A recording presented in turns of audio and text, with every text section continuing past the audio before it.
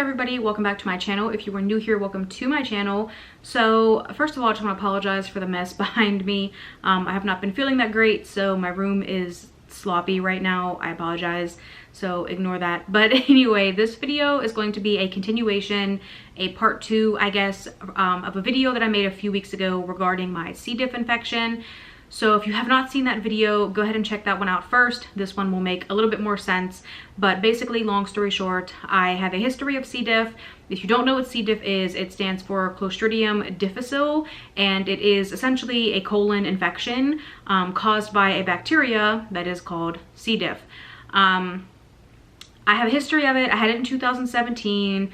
I had no reoccurrences. I was able to treat it pretty quickly, pretty easily. And then earlier this summer, I had a burn on my hand. Long story short, ended up with C. diff again, and I had a whole nother round of vancomycin, which is the antibiotic they use to treat C. diff. They tried to give me Flagyl. I don't tolerate Flagyl at all, and from my understanding, Flagyl is no longer used as a treatment for C. diff. So I tried the vancomycin. I saw no improvement whatsoever. I didn't feel any worse, but I felt exactly the same. My symptoms were pretty mild. It just honestly felt like IBS. I've had IBS ever since my first C. diff infection. It's something I've dealt with since then, and it just kind of felt like that. It wasn't really anything that was extremely severe or like life-altering or anything like that.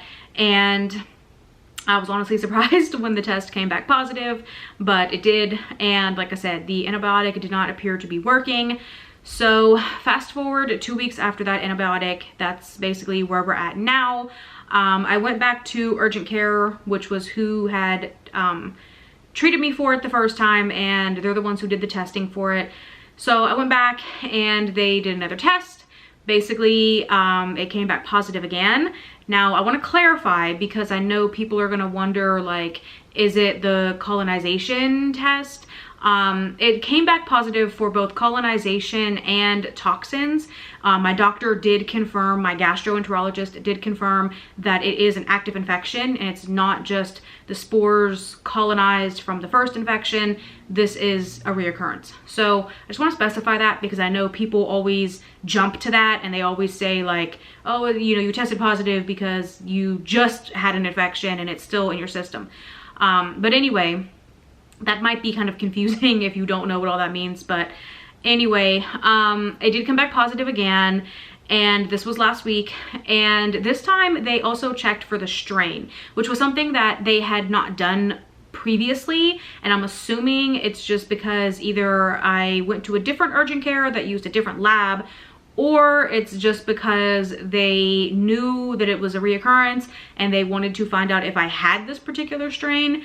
And it came back presumptive positive for this strain, and it is called 027 NAP1BI. And when it came through in my email, I always get the results like either right before they get sent to my doctor, or like probably at the exact same time. So I opened the email right away, and it had that strain. And then below that, it said, this strain is known to be associated with more severe infection, increased toxin production, and increased microbial resistance. So I immediately panicked, because I was like, okay, now not only is the test positive all over again, I still have an active infection, but now they're also telling me that I was a presumptive positive for this strain. So I didn't know what the strain meant. I immediately Googled it. Bad idea. Everything that pops up is like medical articles. I really couldn't find a whole lot about other people sharing their experience with this strain. A lot of it, like I said, it was just like doctor-y stuff that I found. But the general consensus is that this strain is known to be more severe, harder to treat. It can potentially be resistant to antibiotics, and that it can also cause increased toxin production. So I don't really know what all that means exactly for me. I did call my gastroenterologist and talk to her a little bit about it. She said she knew exactly what it was. She was very familiar with it, but that she had never had one of her patients test positive for that. And I don't know if that's just because it's not tested for every single time. Like, people could have that but not know they have it if it's not specifically tested for. So I guess that's kind of, you know, where that stands. But she basically said I have to go see an infectious disease doctor. So I have an appointment scheduled for that next week. They'll be the ones who can kind of tell me more information regarding that strain. Hopefully that they can give me some information in regards to where did it come from? Did I have it this whole entire time? Was it just colonized, you know, lying dormant in my system, and now it, you know, came back out to the surface after everything with my thumb? Or is it something I picked up somewhere? Did it mutate? Like, where did it come from? That's the biggest question I want to know.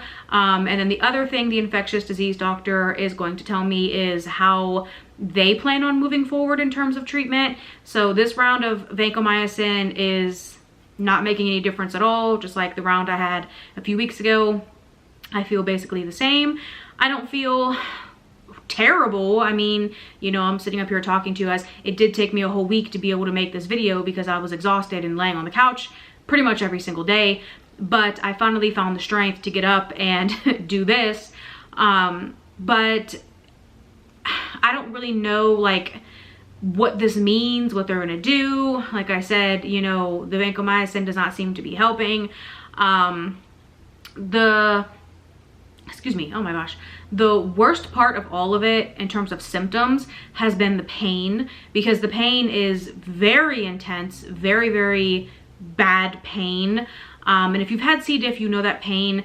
But if you have not had C. diff, it just feels like hot razor blades burning up your whole entire digestive tract. Literally, that's exactly how it feels. I'm not being dramatic. If you know, you know.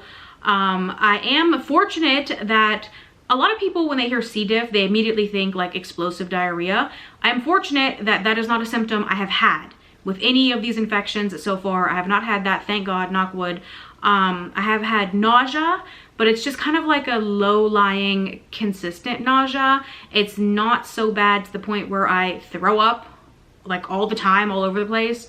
It's just kind of always there all the time, which is miserable. I would almost rather throw up and get it over with rather than just have this constant all day, everyday nausea that is there no matter what.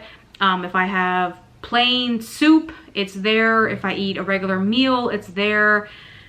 None of that makes any difference. So I don't know, but I just wanted to kind of make this video and talk about this just because, like I said, I have not been able to find that many people who, you know, were sharing their experience with this strain. I really didn't know what to expect. I did join some groups on Facebook, also on Reddit, just to kind of see what other people had to say, not only about this particular strain, but also just about C. diff in general. You know, when you're going through something like this, it does help to have a support system and be able to communicate with other people who have been where you're at and they know what it's like, because unfortunately, a lot of the people in my life don't know what it's like. They don't really know how to react or kind of how to go about things. So being able to talk to other people who have been through this and who are going through this at the same time as me does seem to help. And like I said, I just wanted to kind of share my experience and kind of talk about it.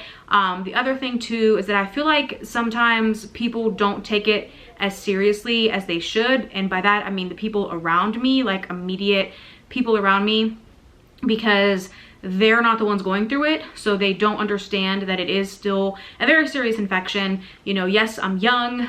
Other than this, for the most part, I'm healthy, but you know, it's still something that should not just be blown off, and it's not something that is just going to go away, especially with this strain now. I can already tell just by the way the doctors are treating it that they are going at this much more aggressively and much more seriously than they were, you know, in the past with the first infection.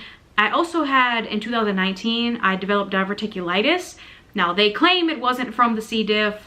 I don't know whether it was or not, but I did, you know, deal with diverticulitis. That was awful. Very, very, very, very painful. The doctors really didn't take that all that seriously. They just confirmed it on the CT scan. Yeah, you have these infected pouches in your colon, but you know, yeah, just go home and lay down, you'll be fine. So that was miserable. So for me, I can always tell how serious a condition is based on how serious the doctors treat it. And I'm not saying that's always the case, because there are times where people have very serious illnesses and doctors totally blow them off. So I'm not saying that's the case for everybody all the time. I'm just saying for me personally, when I see them jumping right on it, you know, aggressively, you know, getting the appointments set up, getting referrals sent in, getting me the medication I need right away, that's what tells me like this is a big deal. And it's kind of freaking me out because I really don't know what to expect. You know, maybe it's not that big of a deal. Maybe, you know, the infectious disease doctor will be able to treat it and hopefully I won't have to deal with it anymore. But I just don't know. You know, I don't know until we try it and see. At this point, like I said, it's only been a week. So I don't really know if this is just the beginning. I did see some people online who said they had this particular strain and they said they struggled with it for months. Many people said that they were hospitalized behind this. I have not yet been hospitalized or needed to be hospitalized, thank God, again, knock wood. So I really don't know where things are gonna go or how the future is gonna look from here, but I just wanted to kind of share my experience with you guys on here, and I will provide another like short little update after I see the infectious disease doctor, just because I want to kind of keep you guys up to date, I guess. I will say that my C. diff videos are not that popular, and I totally understand why. That's not something people are like rushing out to hear about. So I understand if people just skip right past this video and they're like, nope, I'm not offended. But I just wanted to talk about it because it is a big part of my life right now. It is a major thing that is happening and going on. So I did want to talk about it. But yeah, that is pretty much it for this video. I really don't have much else to talk about. I'm tired. Yeah, that's pretty much it. Like I said, I will provide updates as they come up. Hopefully I'll be able to get it resolved pretty quick. Hopefully there won't be too many more updates after this. And, you know, hopefully I can move on with my life and move forward. But I will let you guys know either way and kind of keep you guys in the loop. So if you enjoyed this video, please be sure to give it a like. Subscribe to my channel. It really helps me out. I really appreciate it so much. I will see you guys in the next video. Bye.